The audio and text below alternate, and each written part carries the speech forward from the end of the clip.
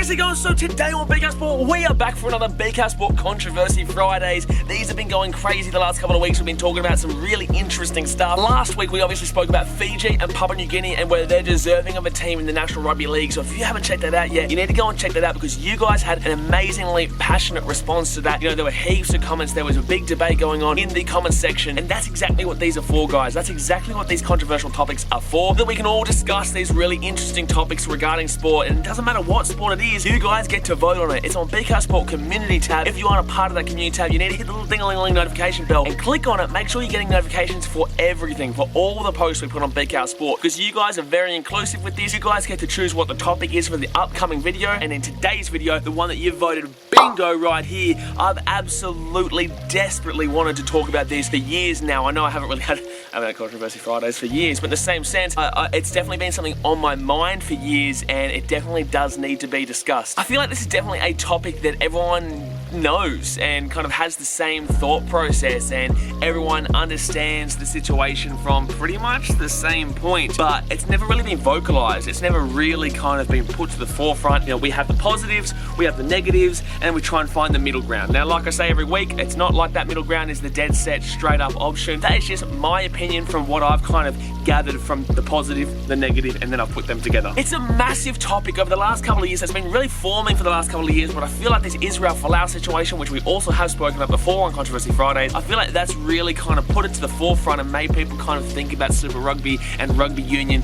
Now we'll get into it. Let's just get straight into it, guys, because there is a lot to talk about. Let's discuss whether we think that Rugby Union is dead in Australia. Kaput. See you later. Finito.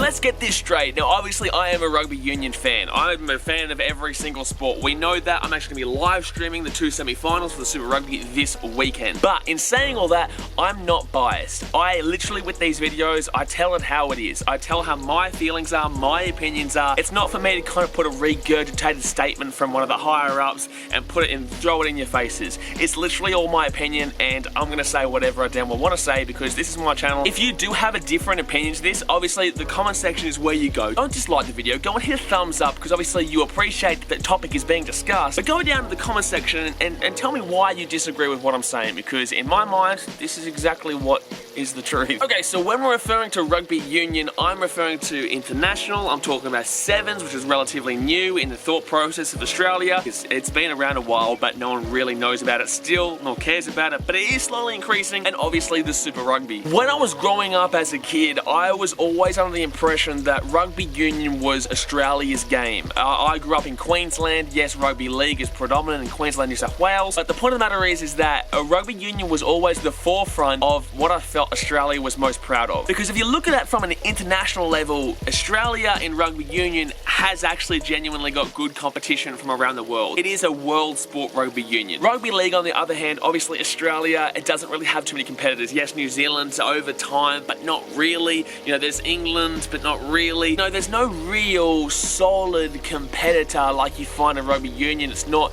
as worldly as Rugby Union. And in AFL, there just isn't. It's Australia. There is no real international tournament. Yes, there's the one against the Irish, but that's not even really AFL. That's mainly Gaelic. So obviously, people are going to be very proud of their country. They're going to be very proud of how the Wallabies are doing. And prior to maybe 2005, Australia was very good in Rugby Union. We were arguably the best Rugby Union team in the world, and we were very consistent at it. I believe we actually had the most World Cup championships at the time. Now, you might be wondering why I'm talking about something from 14 years ago. Why does that relate to something that's happening in 2019? Back in, I think it was 2002, was the last time Australia won the Bledisloe Cup. It was the last time Australia beat New Zealand in the Bledisloe Cup. That is a 50-50 competition, and we haven't beaten them since 2002. I was 8 years old then. I'm 25 years old now. I was 8. I'm now 25. Next on the agenda is the Rugby Union World Cup. Obviously, we all know how we've gone in this. New Zealand have definitely come to the forefront ever since, you know, roughly 2002, when they're really kind of putting on the pressure at the top. But besides 2015 and 2003 World Cups, when Australia came second to New Zealand and England respectively, don't even dare talk to me about that England Rugby Union World Cup in Sydney, I tell you. Besides that, Australia just hasn't been there, you know.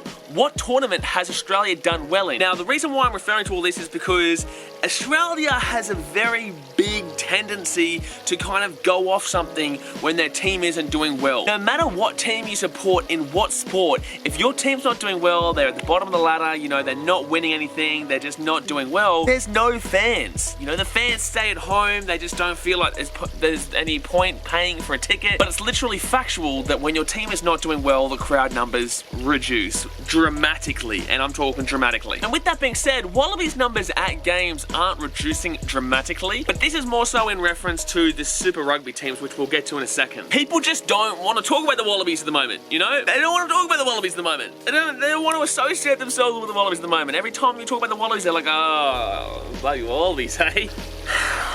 With everything kind of going on now with Israel Folau and, you know, the organisation behind it, the Australian Rugby Union organisation, it just doesn't seem like it's being run well. Rugby Union got themselves into this situation with Israel Folau in the first place, so it doesn't feel like anything that's happening right now is really advertising the game in positive light. So it's definitely not a time in Australia's history in which anyone wants to go out and publicly support this team because they know or they have a good feeling that their team is going to lose. And why would you want to go? Like with Big Ass Sport, I go no matter what. But a lot of people obviously don't have the money to go and, you know, expect a loss. With all that being said, that is all a massive reason why Australian rugby on an international level has declined in regards to how many people are talking about it, how many people are getting around it, and how many people actually support it. And this all translates into the Super Rugby. The Super Rugby is obviously the competition below the international level. Australian teams have had a very rough trot in comparison to New Zealand teams. New Zealand teams went through a couple of years where Australian teams didn't get one single win. Now there is Melbourne Rebels, the New South Wales Waratahs, the Queensland Reds, the ACT Brumbies, and the Western Force. And there was like 2-year period or 1-year period where not one of those 5 Australian teams beat not one of the 5 New Zealand teams,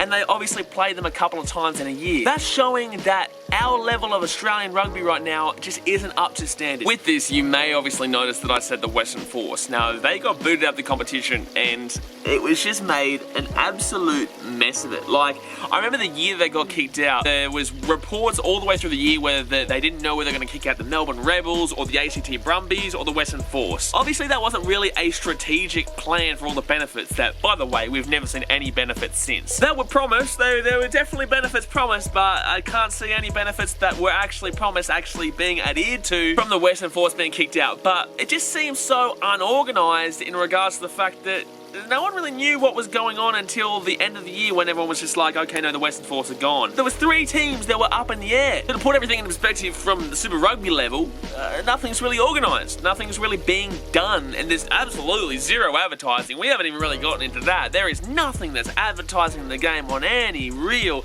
positive level. It just seems like the whole of Rugby Union Australia doesn't truly give a shit about the Super Rugby and the growth. I remember back in 2014, people were loving the Reds, people were loving the Waratahs, and yes, they were doing well at the time. Even the Waratahs last year, we did a vlog of the Waratahs versus, I believe it was Highlanders, I think quarter-final at Allianz Stadium. It was at Allianz Stadium. Not gonna lie, for a quarter-finals match, there's not many people here. There really isn't many people here at all.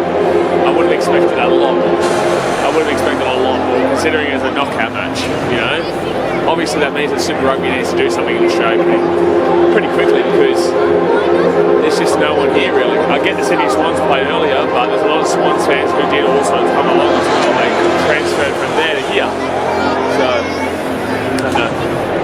I think Super Rugby needs to do a lot more advertising and really get the Australian public behind the Australian rugby team, because it has been a difficult decade. That is a quarter-final for the Super Rugby, a quarter-final. So there is obviously no advertisement, and granted, you know, Allianz isn't exactly the greatest stadium to get to. But if people want to go see something, like they truly care about seeing something, they will go and see it. They don't care how long it takes to get there. They don't care what you need to do to actually get there, the prices or anything. They just go there and support their team, expect an atmosphere, and go wild. And I remember 2014 Reds, I believe it was, that was one of the wildest atmospheres ever. The whole of Australian Rugby Union is unorganised. unorganised right now. There is absolutely no organisation right now. I don't believe they truly thought about what was the implications of the Israel Folau situation. I don't believe that they actually knew what was going to happen with the Western Force and actually implementing the benefits. And I don't believe they've really done anything to publicly endorse the game. You guys, Australian Rugby Union, you guys may think everything's planned for,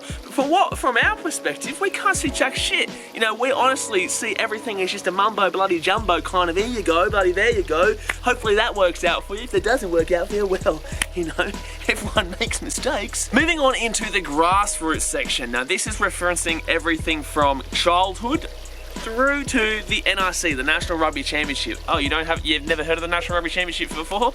Well, firstly, you haven't been watching BKR Sport long enough. But secondly, you know, I'm not too surprised. I'm really not too surprised. Basically, the reason why you probably wouldn't have heard about the NRC or Shoot Shield is because it gets basically near to no coverage. Absolutely no coverage. If I wasn't mentioning this right now, you probably would not have heard of Queensland Country, Queensland City. There is no advertisement. There's no coverage. There's no real funding for this sport. And it's a phenomenal game. I prefer watching the style of the NRC in comparison to Super Rugby on an Australian-based level. You'd think that because you've got to compete with more sports, that there'd be a lot more competition, there'd be a lot more advertisement, there'd be a lot more something shoved in your face that you go and watch our game. Don't go and watch Rugby League, don't go and watch AFL, don't go and watch this sport, watch our sport. That's what most sports do, but there's no organisation. Last topic that I'm going to refer to is Rugby Sevens. Now this is basically the rugby equivalent of 2020 in the cricket, and cricket in Australia is under a very similar situation as Rugby Union in Australia right now. Sevens is a much faster game, much more free-flowing game. It's, you know, there's very speed, there's skill, there's everything involved in it, and it's much more exciting. Now, we're seeing it all over the place. South Africa being really good,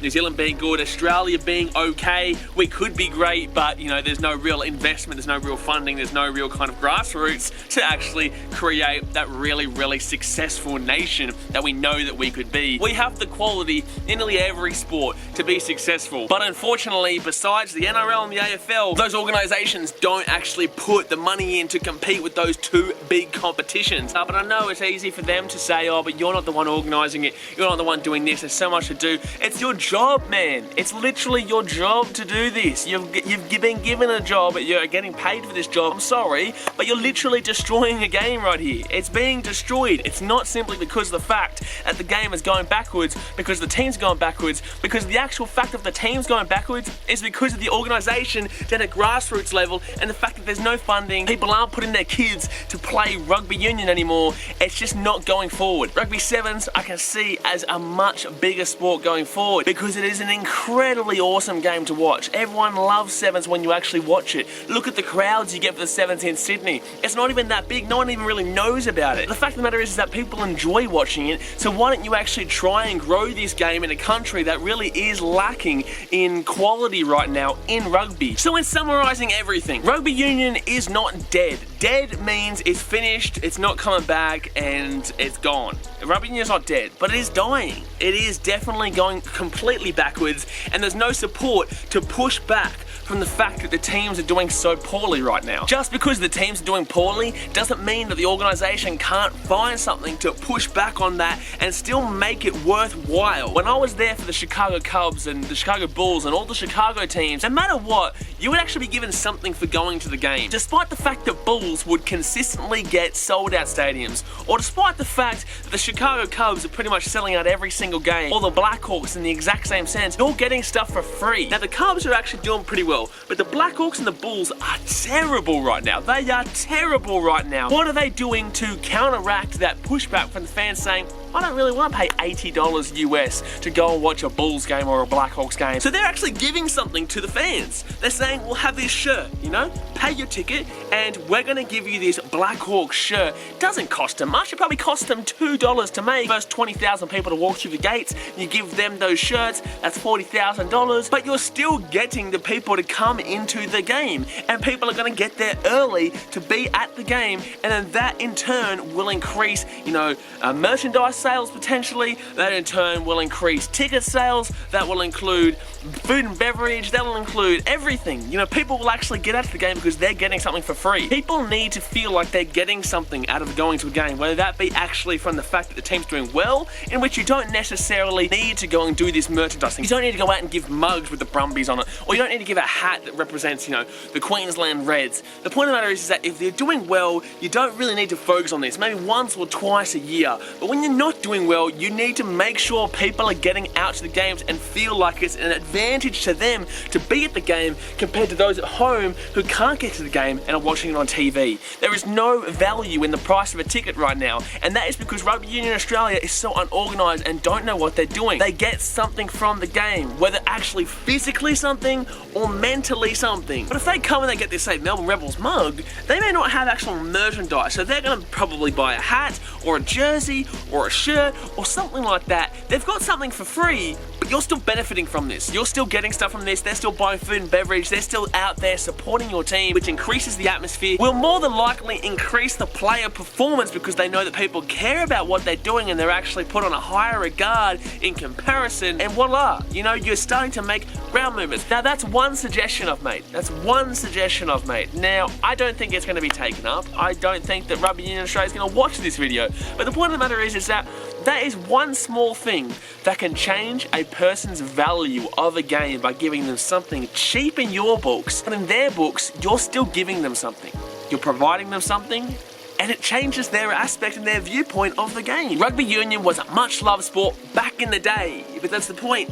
Back in the day, you need someone to be able to implement changes to go up against Rugby League and the AFL. This in turn shows that you care and that you give a shit, because at the moment no one thinks that Australian Rugby Union actually gives a shit about the sport. They feel like you guys are literally just taking your wages and your salary and not really caring about anything the fans have to say, anything that anyone has to say, and just doing whatever the damn hell you want to do. And that's great, you do whatever the damn hell you want to do, but there's a reason why Australia Rugby Union right now is so down, because no one cares about grassroots, and that is the essence of why we are so bad across the board. But anyway guys, that is going to be it for today's video. If you did like it, please give me thumbs up so I know that you're enjoying this content. If you disagree with anything I said, easy, go into the comment section below and let's discuss it. You know, I'm happy to see other people's opinions on this situation. I don't think it's dead, I just think it needs to be changed on an organisational level, on an organisational structure, and we can get back to being the best as we were. Because at the moment, it's just negative. Everyone's worried about this World Cup. Everyone's worried about losing to Fiji in the group stage. That shouldn't be a thing. Fiji is a great rugby union country with great players. But when you're Australia with the Wallabies and you're telling me that we're expecting to lose to Fiji in the Rugby Union World Cup, that's a problem. I'm sorry, that's a problem. That's not acceptable. That is a dead set problem. Whether Fiji wins or not, we shouldn't be going into that match thinking that our team is not going to win. But if you aren't part of the Bouquet Army yet, then what are you damn well doing, son? Go down there, hit the subscribe button, and while you're there, hit the little ding-a-ling-a-ling notification bell so you get a notification every single time we upload. Definitely hit that ding-a-ling-a-ling so you can be a part of the BCAT Sport community tab, in which you can vote for next week's Controversy Friday video. Do something, Rugby Australia, before you do die. But anyway guys, thanks for watching, catch you later, see ya.